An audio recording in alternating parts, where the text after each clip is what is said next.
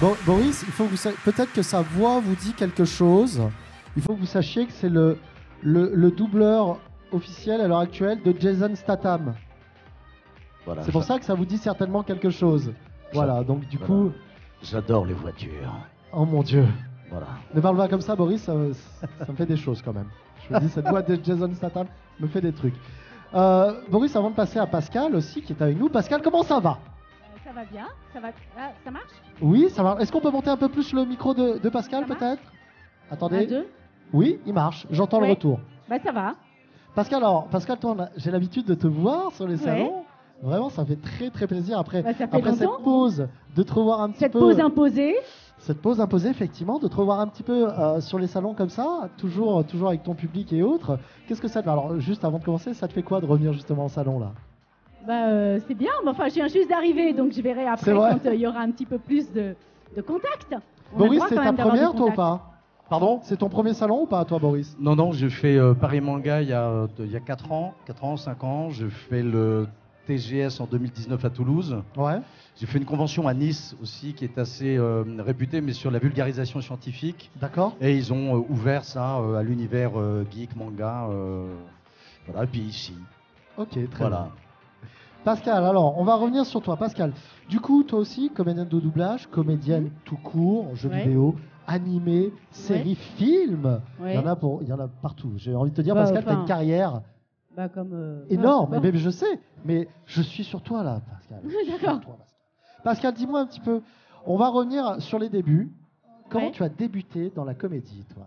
Est-ce que tu... moi, c'est un petit peu comme Boris. C'est-à-dire que moi, j'ai fait une école qui s'appelle l'école de la rue Blanche. Ouais. Donc, c'est une école de théâtre. Et puis, j'ai d'abord joué plutôt au théâtre pendant une dizaine d'années.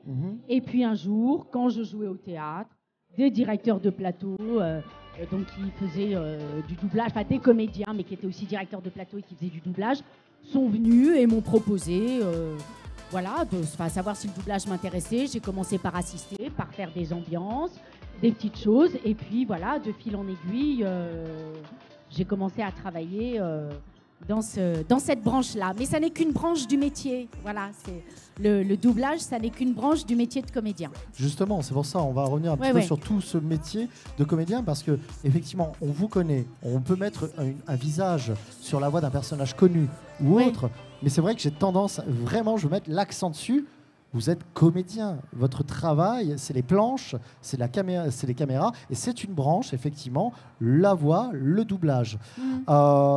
Du coup, Pascal, toi et toi aussi, Boris, vous avez de l'expérience dans le doublage, vous avez de l'expérience sur les planches aussi, sur les caméras. Est-ce qu'il y a il y a une différence de travail quand on récite un texte, quand on donne vie à un personnage sur les planches et qu'on donne vie à un personnage comme ça en doublage? Comment ça se passe, le travail? Au théâtre, déjà, il y a ce qu'on appelle des répétitions. Ouais. Donc, c'est un travail qui se fait dans le temps, c'est-à-dire qu'on cherche un personnage, on a un certain nombre de semaines de répétition, et on va petit à petit élaborer un spectacle qui va être un spectacle vivant. Donc, même s'il est joué 30, 40, 50 fois ou 2 fois, chaque fois, il y a un truc qui va être de l'ordre de l'instant. En doublage, il y a moins de préparation. On n'est pas du tout sur le temps, c'est-à-dire qu'on arrive, on peut être appelé pour... alors, quand c'est un comédien qu'on a l'habitude de doubler, en général, on te dit que c'est le comédien que tu as l'habitude de doubler, j'imagine. On te dit, je t'appelle pour un tel, mais quelquefois, on nous appelle pour une série, on sait a priori, entre guillemets, pas ce qu'on va faire, donc il n'y a pas de préparation. Et on arrive et on est plus dans l'instant, quoi. On voit la scène, on la fait jusqu'à ce qu'elle soit correcte, bien, très bien, que ça corresponde à ce que veut le directeur de plateau, qui peut s'apparenter à un metteur en scène. Et puis voilà, et on passe à la suite. Boris, tu veux... Oui, le théâtre, c'est un peu comme apprendre à conduire. D'accord. Parce qu'on a du mal, on dit « Ah, qu'est-ce que c'est dur pour apprendre par cœur ». À la limite, c'est le plus chiant, mais c'est le plus facile. Ok. Lorsque vous voulez apprendre à conduire, vous arrivez, vous prenez des cours de code. Donc, pour moi, le code, c'est apprendre le texte. Ouais. il y a plusieurs sortes de mémoire. Il y a la mémoire intellectuelle et il y a la mémoire du corps. Il y a aussi la mémoire de ce que donnent les autres. Voilà. D'ailleurs, quand on fait des italiennes, c'est-à-dire qu'on répète le texte pour être ensemble, des fois on a un trou de mémoire, on ferme les yeux, on revoit son déplacement sur scène et le texte revient. D'accord. Donc on apprend son code, on apprend son texte. Ensuite, il y a les répétitions. Et là, c'est la première leçon de conduite. Donc il y a le metteur en scène, le moniteur qui est à côté. Et quand on rentre dans la voiture, on se dit mais on est complètement enfermé. On dit mais mon Dieu, il y a un volant, comment je vais faire? Et là, c'est pareil, qu'est-ce que je vais faire avec ce texte? Qu'est-ce que je vais faire avec mon corps? Parce que dans la vie de tous les jours, on n'a pas de problème avec ses mains, on n'a pas de problème. Mais dès qu'on monte sur scène, tout d'un coup, ses mains font 3 mètres de long, ses pieds font... Et on sait, il n'y a rien de plus difficile que de ne rien faire. D'accord. De rester là et être là. Et à un moment, on est sur un parking, donc on commence les répétitions. Et puis à un moment, on cale. Donc là, le metteur en scène dit attention, là, c'est pas ça. Et puis au fur et à mesure des répétitions, on commence à comprendre comment on synchronise une vitesse, le volant, comment ça marche, comment le texte, comment le personnage vient, comment... Puis à un moment, on va sur la route. On va sur la route et puis on commence à conduire, c'est bien. Et là, il y a les autres voitures, donc on commence à jouer un peu avec les autres comédiens. Et puis à un moment, des fois, y a un arbre ou un gamin qui passe et hop, le metteur en scène dit attention, là, tu te plantes, c'est pas bon. Puis à un moment, quand on a tellement répété, et là, on sait conduire, et on ne se pose même plus la question où est le levier de vitesse. Et si jamais il y a un enfant qui passe avec un ballon, il y a des réflexes. Donc c'est un peu ça, le texte est tellement rentré dans notre corps que les mots deviennent les nôtres et on n'y pense même plus quand on les joue. C'est à ce moment-là où on joue. Moi, c'est la petite analogie que j'ai trouvée pour essayer de faire comprendre aux gens éventuellement ce qu'on peut ressentir sur scène. Et comme dit Pascal, en doublage, c'est très rare. Avant, on pouvait voir les films. Ouais. Des gros films cinéma, des fois, on peut les voir avant. D'accord. Alors, on met son portable dans un panier parce qu'ils ont peur du piratage. Ouais, bien sûr. Sachant que sur l'écran, généralement, c'est flouté. Dès que le personnage parle, on appelle ça, c'est rotoscopé. Le visage apparaît. Il y a une bande, il y a le timecode qui défile, qui est en plein milieu de l'écran. Il y a une barre qui passe comme ça. Donc, en fait, on ne voit rien. On ne voit pas l'image. On n'a pas l'image. Très mal l'image. On n'a pas l'image. l'image. Ce qui est arrivé pour le film Le Joker, je l'ai vu 2 fois. Et heureusement... C'est pas difficile alors? C'est pas une difficulté supplémentaire de faire ça alors? Alors, ça c'est pour le voir. Souvent quand on enregistre, on a l'image complète. Mais par exemple, pour Le Seigneur des Anneaux, moi j'avais fait un petit personnage, même pendant le doublage, il n'y avait que, quand le personnage parlait, que le visage apparaissait. Donc là, c'est plus compliqué. Mais le directeur ou la directrice de plateau, elle a vu le film. Ouais, okay. Donc elle sait vraiment ce qui se passe, donc elle peut vous dire ce qui se passe. Là, quand on dit en anglais you, ça peut être tu, ça peut être vous au pluriel, et donc là elle nous dit. Donc voilà. Ok. Pascal, tu voulais rajouter quelque chose? Non, mais c'est ça. Enfin, c'est vraiment 2 façons de. Enfin, pour revenir au théâtre ou au doublage, ça fait pas du tout appel à la même chose. Enfin, ça fait appel au final au jeu, bien évidemment, puisqu'on est comédien. Mais le processus de travail n'est pas du tout le même. Alors justement, Pascal, Boris, je sais qu'en ce moment, il y a beaucoup de hype autour du doublage en France. Il y a beaucoup de personnes qui sont intéressées par faire du doublage. On voit ça notamment avec beaucoup d'animés qui pop, donc beaucoup de comédiens de doublage qui commencent à faire des animés. On voit Netflix, on voit beaucoup aussi de voix que l'on reconnaît, qui font souvent beaucoup de choses sur Netflix. Je pense à un pote, Frédéric Soutrel et autres, tout ça. Et je voulais savoir, certains se fourvoient. Parfois se disent « Ah, mais faire du doublage, ça a l'air facile quand même ». Est-ce que et souvent on dit bah non, c'est pas facile. Il faut vraiment ce talent de comédien. Il faut vous qui êtes des comédiens, vous pouvez leur dire non. Il faut faire de la comédie avant, il faut faire du théâtre avant et pas se lancer directement. C'est pas si facile. Enfin, c'est pas. Faut être comédien. D'accord. Oui. Faut être comédien. En ce moment, il y a beaucoup sur TikTok des gens qui font des synchros, voilà, pour que les gens s'essayent à doubler des animés, des trucs, etc. Donc il y a des rythmos. Et les gens me disent « Ah, mais vous en pensez quoi de mon truc, etc. » Je dis « Mais d'abord, le doublage, c'est pas imiter quelqu'un, c'est pas ça, c'est pas imiter... c'est jouer, c'est incarner, c'est... donc pour ça, il y a des techniques et ça passe... Je pense que ça passe par une formation ça passe par une formation, et c'est la formation de comédien. Moi, je fais peut-être du pain chez moi, je ne suis pas boulangère pour autant. Et Est-ce qu'il est pourtant, bon, j'ai une machine à pain. Pascal? Et mon pain est excellent. Ok. Mais non, mais ce que je veux dire, c'est ça, c'est que entre ce qu'on voit et ce qu'on, enfin, c'est un métier. Sinon, on est ne pas dire que c'est un métier, ça veut dire que c'est à la portée de tout le monde et ça dévalorise ce que c'est. Maintenant, il y a un engouement pour le doublage, peut-être, etc. Enfin, il y a 20 ans, il y a 30 ans, il y avait des comédiens qui faisaient du doublage et qui en font toujours, qui étaient remarquables. On en parlait moins parce qu'il n'y avait pas Internet, parce qu'il n'y avait pas tout ça. Mais les Roger Carrel, etc., c'est quand même des icônes. Voilà, donc, et ce sont des comédiens à la base. Beaucoup de sociétaires de la comédie française faisaient du doublage. Faisaient du doublage. Alors surtout, il faut se méfier des marchands de sommeil. Ouais. Ceux qui vous proposent des stages où vous allez payer. Voilà, en vous disant, tiens, c'est pas parce qu'on est derrière un micro avec une bande rythmo. D'abord, si vous avez l'occasion une fois de le faire, vous verrez que c'est extrêmement compliqué. Il faut se mettre dans des états, faut se mettre dans le même état que le personnage que l'on interprète, quoi. Et ça, il faut le savoir. Et en plus, comme on ne crée pas le personnage, quelqu'un l'a créé, c'est pas notre rythme. C'est pas... Alors, on est souvent choisi ou on passe des essais toujours, hein, même malgré toutes ces années, on passe des essais et on les rate. Voilà. Moi, j'en ai raté 15 d'affilée, donc ça arrive même à des gens qui en font beaucoup. Ouais. Mais c'est vraiment... Ce qui est très important, c'est que c'est pas votre rythme. Et donc, quand les mots passent comme ça devant la barre, on doit les jouer, ça va très très vite.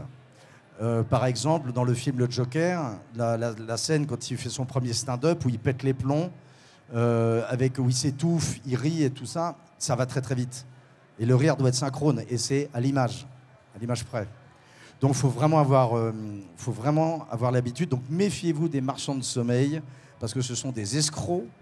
Et voilà, et c'est pas parce que vous faites un stage que vous allez travailler, c'est faux. Et généralement, ils vous prennent d'autres pognon et vous bosserez jamais. Voilà, bon, vraiment méfiez-vous. Les seuls stages qui valent le coup, ce sont les stages dits professionnels AFDAS, où il faut déjà suffisamment travailler, donc être comédien pour pouvoir en faire. Mais si vous êtes passionné, vous pouvez essayer. Boris, quand on fait un stage AFDAS, c'est que déjà à la base, on est comédien. Oui, voilà. On est comédien, on est professionnel, donc ça veut dire qu'il faut un certain nombre d'heures de tournage, de cachets de théâtre, ou de cachets, parce qu'il y a des gens qui jouent au théâtre depuis très très longtemps, donc ils ont l'habitude de la scène, ils sont comédiens, on peut faire une école, mais si on fait comme Hatim, à qui on a parlé tout à l'heure, il est dans une troupe de théâtre, il fait du théâtre depuis l'âge de 7 ans, bon, bah, c'est forcément, là il en est là une vingtaine d'années, ça fait 13 ans qu'il fait du théâtre, qu'il monte sur scène, évidemment que lui a déjà une expérience de cette gestion du sentiment, de son instrument, comment ça passe. En doublage, à un moment, on doit être en colère, tout de suite. Oui, mais pourquoi il est en colère? Non, on n'a pas le temps. On sort le tiroir, boum. Alors, attends. On a une question. Est-ce qu'on a un autre micro pour les gens qui veulent poser des questions, s'il vous plaît? Après, j'aurais une question qui est assez intéressante, qui est pour vous deux. On va attendre déjà la question du jeune homme et on va en parler un petit peu, justement, de tout ça.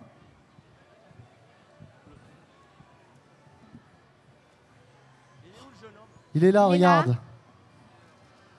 Bonjour, mister. Comment tu t'appelles? Hatim. Maxime. Maxime, c'est ça? Hatim. Oui. Hatim.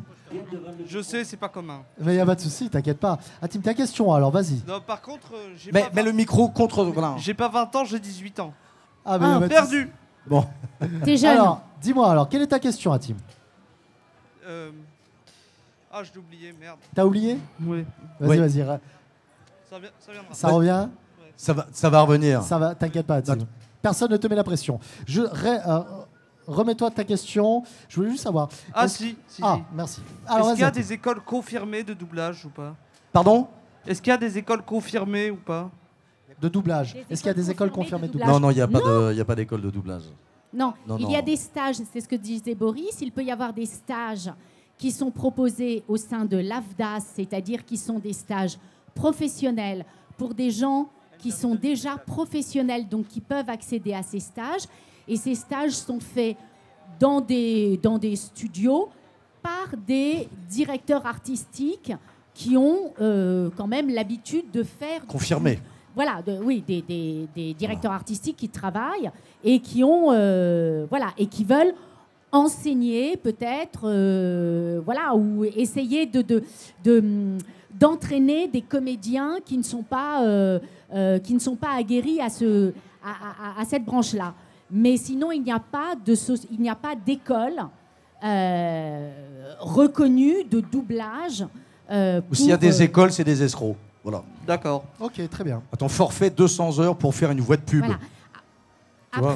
Après, il peut y avoir des écoles, comme je crois, qui proposent des écoles une de fois théâtre. par mois des écoles de théâtre, Bien sûr, qui ouais. vont proposer à certains de leurs élèves de faire une journée de formation justement avec des directeurs artistiques, une journée tous les 15 jours ou par mois, etc. Mais ça fait partie de leur cursus et de leur apprentissage de comédien. Il y a, Oui, par donc, exemple, il y a un cours. Il y a un cours. Excusez-nous. Il y a un cours privé. Il y a un cours privé qui s'appelle le Student Théâtre de Raymond Aquaviva Ouais. dans le 18e, et c'était la première école privée de théâtre à avoir donné une formation doublage dans le cursus. Maintenant, au Conservatoire de Paris, à la rue Blanche, au TNS, je sais qu'il y a des options où ils le font. Voilà. Alors, t'avais une je pense question. Oui, mais justement pour résumer, finalement, ce que l'on vient de dire là, c'est que vous êtes intéressé par le doublage, soit c'est très très bien, mais avant toute chose, soyez comédien. Faites tout le cursus pour devenir comédien, du théâtre et autres, et ensuite après, là, peut-être que vous pourrez vous investir dans l'autre branche, parce que c'est une branche du métier de comédien, l'autre branche du métier de comédien qui est vraiment le doublage pour films, séries ou autres. Et ensuite, après, ils vous l'ont dit aussi tout à l'heure, s'il y a beaucoup de casting, c'est-à-dire que ce n'est pas nécessairement parce que vous avez une voix que vous allez percer dans le doublage. Attention, hein, les amis, ça aussi, non. Je pense qu'il faut que vous soyez conscient de tout ça, quoi. Justement, en parlant d'être conscient de quelque chose, est-ce que, Pascal, Boris, vous faites des salons maintenant depuis quelques années, d'accord? Est-ce que avant de faire ces salons, avant d'être invité par ces salons, dans ces salons pop culture, est-ce que vous étiez conscient qu'il y avait quand même une base de fans, eh bien, qui adoraient justement votre voix, mais qui ne connaissaient pas, qui ne mettaient pas de visage justement sur ces voix? Ça vous a fait bizarre la première fois que vous êtes venu en salon de voir cet engouement des gens sur vos voix, sur vos personnages que vous interprétez? Bah, moi, oui. Paris Manga, j'étais étonné, quoi. Oui. Il y a longtemps, il y a quelqu'un qui m'a dit « Ah, mais vous avez doublé le flic dans Fargo des frères Cohen et tout. » Et c'était 3 lignes, 6 bouches émues, je lui demande les papiers, il me tire une balle dans la tête, je suis mort. Il m'a dit « Vous l'avez doublé ?» Je fais « Ah oui, d'accord. » Ah oui. Non, la voxophilie est vraiment... c'est assez étonnant. Bah moi, ça me fait bizarre quand les gens disent « Ah, mais alors, Kiroy, c'est la voix d'une vieille, quoi. » Ah oui, voilà.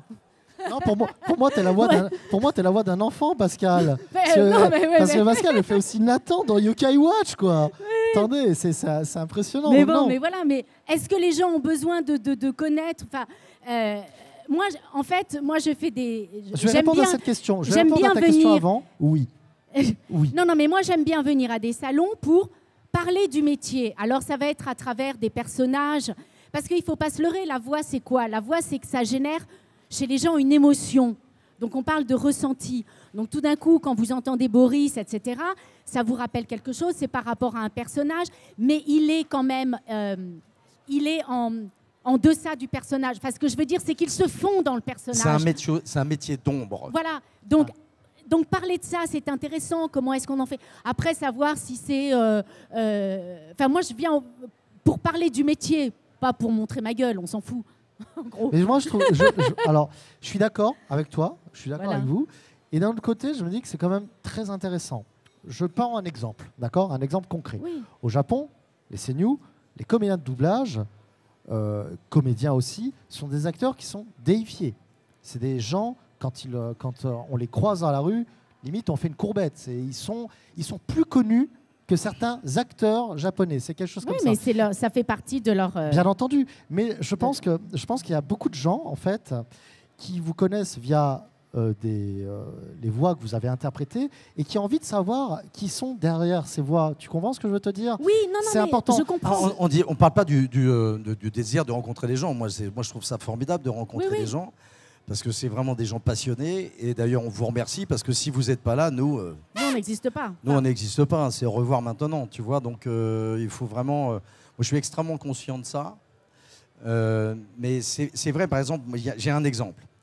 Dans Chicken Run, le coq, c'est Gérard Depardieu qui le double. Pardon. La voix de Depardieu est tellement... C'est un comédien tellement énorme. Sa voix est tellement reconnaissable que quand j'ai regardé le film, j'avais l'impression de voir la chose, The Thing, tu sais, une espèce de visage fondu entre le visage de Depardieu et du coq. En fait, le personnage n'existe pas. C'est quel film? Excuse-moi, je n'ai pas Chicken entendu. Run. Tu sais, la pâte à modeler, voilà, c'est Gromit, là. À l'inverse, Elise Moon qui fait dans l'âge de glace l'espèce de loutre, je sais pas quoi. Comment il s'appelle? Voilà, c'est ça. Mais lui, il transforme tellement sa voix qu'en fait, on l'entend, mais on ne reconnaît pas, absolument pas. Ouais. Donc le personnage existe. Donc c'est pour ça que je dis c'est un métier d'ombre. Parce que si on a envie de se montrer, il y a le théâtre, il y a le cinéma, voilà. Et c'est bien de laisser une voix, un comédien avec sa sensibilité se mettre au service d'une partition d'un acteur, je trouve, d'un acteur étranger, souvent des grands acteurs. Voilà, donc on a cette chance de pouvoir le faire. C'est vraiment une chance. Bon, on se la crée, mais c'est quand même une chance. Parce qu'évidemment, il faut être comédien, mais tout le monde ne peut pas le faire, mais personne n'est irremplaçable. D'accord.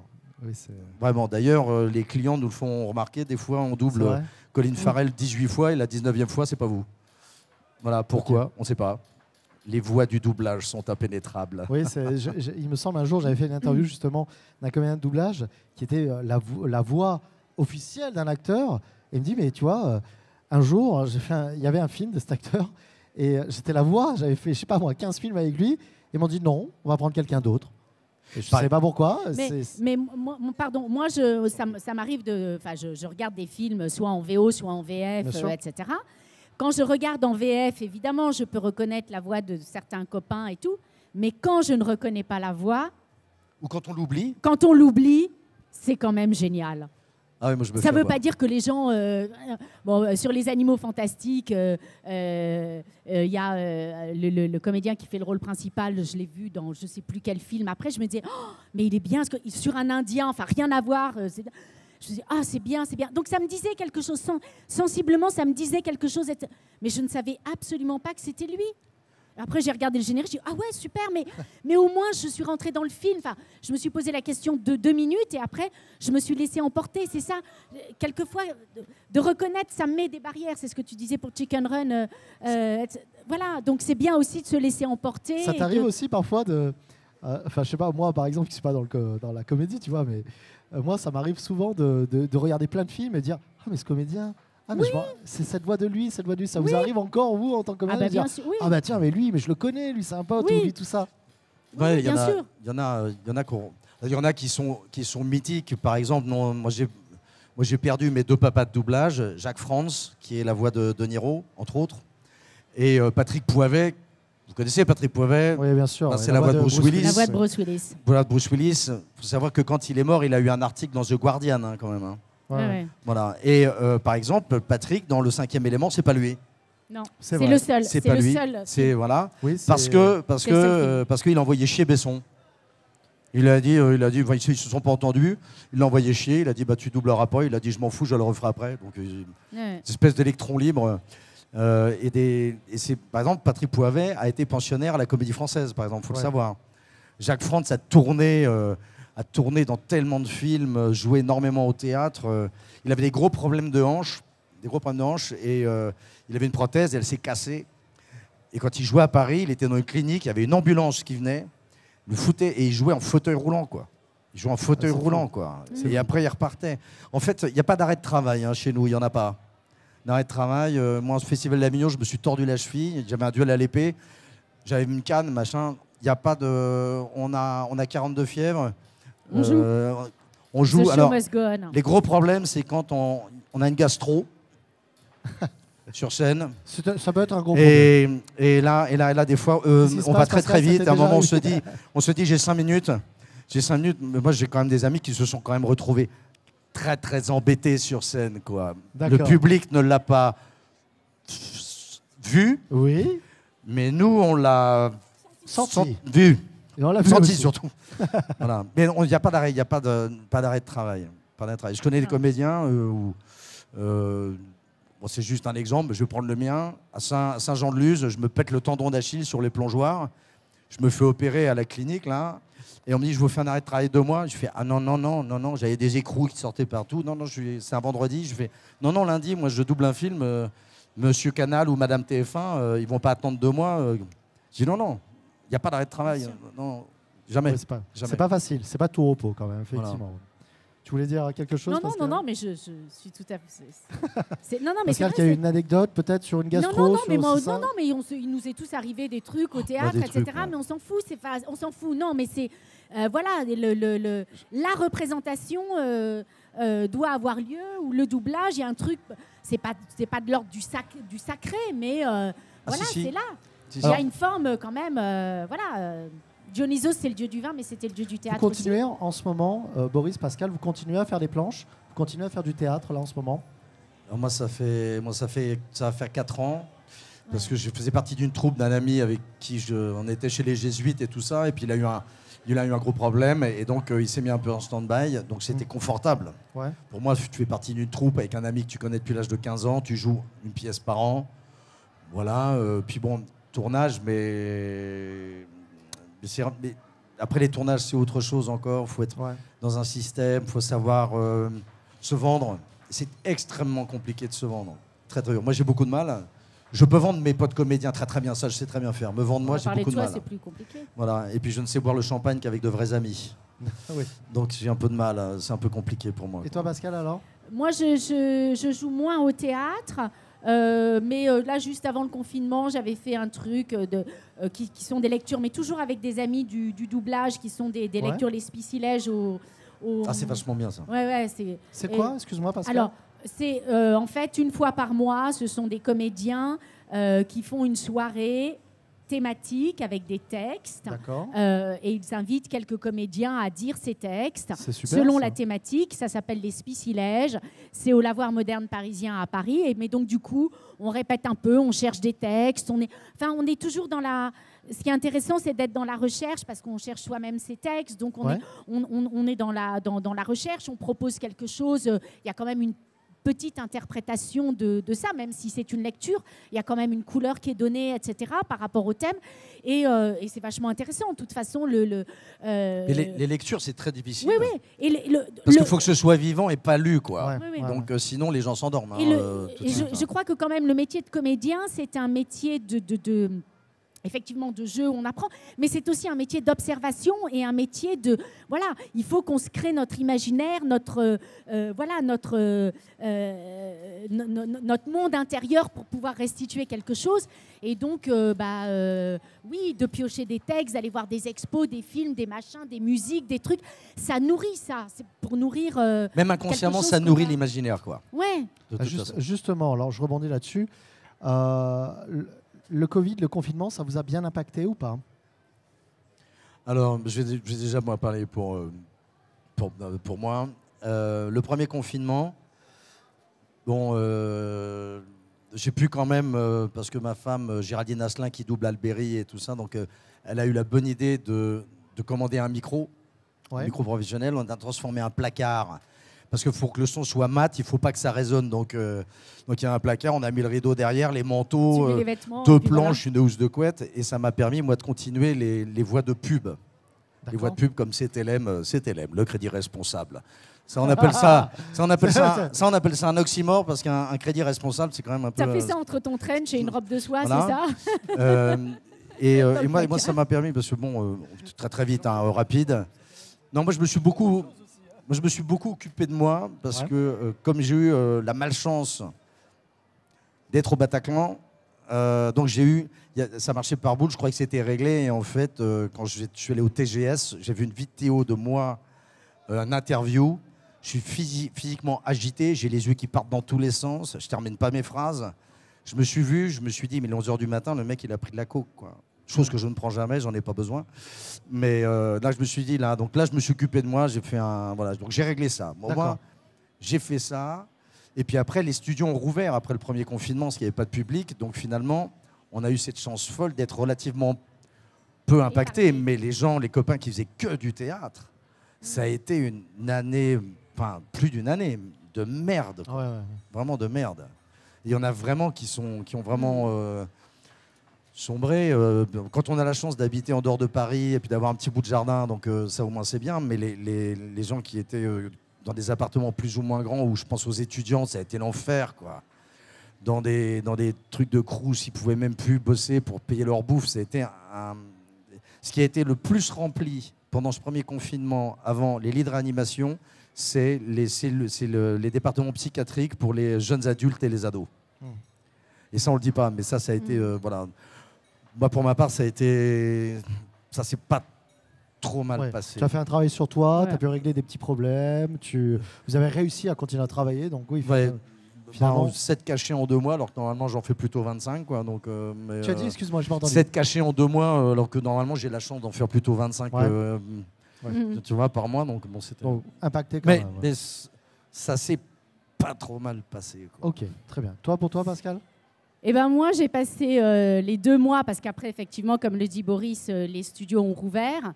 Moi, j'ai passé une semaine aux Bahamas. Non, complètement sous ma couette à me dire qu'est-ce qui se passe. Puis j'ai lâché la télé, j'ai tout lâché. Et je me suis mis à faire une parodie par soir à ma fenêtre. Donc j'appelais des mecs qui faisaient des parodies chantées. J'envoyais le texte à mes voisins. Et puis j'ai commencé à me travestir. Et puis j'ai commencé à machin. Et puis donc tous les soirs, je faisais une parodie avec un costume. Les plombs, elle faisait des choses extraordinaires. Il y a moyen de les voir, ça ? Quoi ? Il y a moyen de voir ces trucs-là? Non, parce que les voisins, ça restait... Bon, je faisais des photos après en disant tel truc, tel machin. Bon. Puis après, je me suis mis à écrire des textes en alexandrin sur des conneries, etc. Sur, je sais pas, une nana c'est des trucs absolument, des trucs géniaux. Hein. Mais c'est fou, voilà. Et donc, en fait, ça a été une période de création... C'est ce que j'allais dire, oui. Mais je bossais 20 heures par jour. Hein. C'est-à-dire que j'avais toutes mes parodies que voilà, en une semaine. Donc, je faisais les costumes, les machins. Je faisais le drapeau de l'Amérique. J'ai fait la statue de la liberté avec Trump, machin. Enfin bon, des conneries. Il fallait que ce soit très visuel puisque les gens sont loin. Donc, il faut que ce soit des signes gros. Et puis voilà. Et puis, je me suis amusée. Et puis voilà. Alors, justement, et j'ai écrit. Enfin bon, j'ai essayé de créer des trucs peut-être pour exorciser quelque chose, j'en sais rien. Mais j'ai continué à être dans une dynamique. Mais non, c'est très bien. Et alors, moi, je voudrais savoir, c'est que tu sais, il y a pas mal de certains comédiens de doublage, donc Brigitte, tout ça, qui ont profité de cette période pour faire peut-être quelque chose que vous ne connaissez pas nécessairement, je ne sais pas, mais pour se créer des pages Twitch ou YouTube, essayer de faire des vidéos, des sketchs ou n'importe quoi, je ne sais pas, et le montrer sur YouTube ou carrément le faire en direct sur Twitch. Ça vous a traversé l'esprit? Ça vous intéresse? Est-ce que vous pensez qu'il y a quelque chose à faire là-dessus? Toi, Pascal, alors justement... moi, j'ai fait, moi avec un copain, un mec que j'ai rencontré, enfin après, comme ça, machin, on a fait une émission qui s'appelait The Late Drunk Show, donc qui n'était pas une émission très... où on buvait pas que de l'eau. Et en fait, moi, j'écrivais des parodies de textes, de machin. Lui, il chantait des parodies. Et puis bon, voilà. Donc, on a fait ça pendant 1 an, à peu près, tous les 15 jours. Donc, ça demandait un gros travail, moi, un gros travail d'écriture. Lui, un gros... Bon, voilà. Puis, on faisait des conneries. Il y avait, cool. je sais pas, Pascal au bistrot qui venait chanter, Véronique Sanfion. Enfin, bon, voilà. Que des conneries comme ça. D'accord. Mais voilà. Enfin, bon, c'était de la grosse déconnade. Mais on s'est bien marré. Et voilà. C'est vrai. Puis l'écriture, c'est encore un autre métier. Ouais. Ça, c'est vraiment très, très compliqué. Moi, je suis pas écrivain, moi, je sais pas. Je m'amuse. Je peux aider quelqu'un qui a envie d'écrire, dire ah tiens, ça, mais c'est pas mon. Là, franchement, il y a un truc que je sais pas faire, c'est ça, quoi. D'accord. Voilà. Boris, on va terminer, parce qu'il nous reste moins de 5 minutes, on va terminer juste une petite question. Je voulais savoir comment s'était passé, qu'est-ce que ça fait d'être la voix d'un acteur hollywoodien comme Jason Statham, et comment s'était passé le casting? On est venu vers toi directement, comment ça s'est passé? Comment on devient la voix de Jason Statham? Alors, c'est un directeur de plateau qui s'appelle Michel Derain et qui a eu la direction du doublage de Snatch. Sur Snatch, oui, de sur Guy Ritchie. Snatch. Ok. Et il a pensé à moi. J'ai fait le film annonce. Et puis voilà. Et oui, parce qu'il faut savoir qu'en plus tu fais Snatch, mais à la base, à l'époque, Jason Statham, il n'est pas reconnu comme il est connu comme ça. Hein. Non, il avait fait Crime, Arnaque et Botanique, mais c'est pas moi qui l'avais doublé. Et puis là, je l'ai fait et puis je l'ai tout le temps fait, quoi. Donc je me marre bien. Ouais, oui. Et je pense que tu en as encore pour longtemps, à mon avis. Hein. Tant qu'il est en vie. Eh ben, touchons du bois. Tu as envie, et toi aussi Jason, ouais, mais après, moi, si jamais moi je pars, il y aura un acteur, un autre qui sera content qu'il le fera. Voilà, donc je suis moins concerné par la chose. Pour finaliser, Pascal, ton actualité, qu'est-ce qu'il y a comme projet qui arrive? Alors c'est compliqué parce que les projets maintenant, tant que les choses ne sont pas sorties. Alors tu peux juste nous dire un film, une série, je ne sais pas. Ne dis rien. Oui, moi j'ai fait une belle série de dessins animés un peu spécial. Ok. Voilà, qui va sortir, très bien. Voilà, et c'était très très chouette. Et puis beaucoup de jeux vidéo quand même. Ouais, beaucoup de jeux. Vous savez, c'est dommage, hein, on n'a pas assez de temps, mais j'aurais tellement d'autres questions à vous poser, notamment justement mais on peut, par rapport aux jeux vidéo. Mais notre pause, elle dure longtemps, on peut continuer un peu, hein, nous. Oui, non, mais nous, de toute façon, nous, on se balade, hein, nous, on est là pour oui, alors attention, non, oui. mais voilà, moi, je ne les pose pas, mais par contre, vous savez qu'ils sont en dédicace et en photocall. N'hésitez pas à aller les voir et n'hésitez pas à leur poser des questions. J'ai pas fait 1000 bornes pour. Alors si, moi je voudrais juste dire, il y a un fou furieux qui s'appelle Lennox, un Lyonnais qui a fait l'école de musique de Lyon et qui a écrit un scénario original dans l'univers DC Comics avec Batman, Robin, tout ça, le Joker et tout, où en fait ça va être un objet d'électro, parce qu'il lui fait l'électro avec donc des parties jouées. Et il y a un YouTuber qui s'appelle John, qui a une chaîne qui s'appelle The Leakers. John, comment ? The Leakers. John, il avait fait une émission de télé-réalité de chant, la Star Academy, il y a très longtemps. Il interviewe des grands réalisateurs américains et tout. Et ça va sortir, ça s'appelle Destiné. Je ne sais pas quand ça va sortir, mais il paraît que c'est... Enfin, nous, on a joué les parties. Et il a un univers d'électro, parce que c'est un musicien. Et ça s'appelle Destiné, je ne sais pas, mais regardez ça. Lennox, Destiné. Okay. Voilà, ça va sortir dans pas longtemps. Et surtout, je pense que ça va être un truc assez dingue, parce que ça ne s'est jamais fait. Merci Pascal, merci Boris, merci beaucoup vraiment d'avoir été avec nous sur cette chaîne du Pau Animé Game Show. On peut les applaudir s'il vous plaît, comme il se doit. Et encore merci à vous, parce que sans vous, nous... Et merci beaucoup, merci à vous vraiment.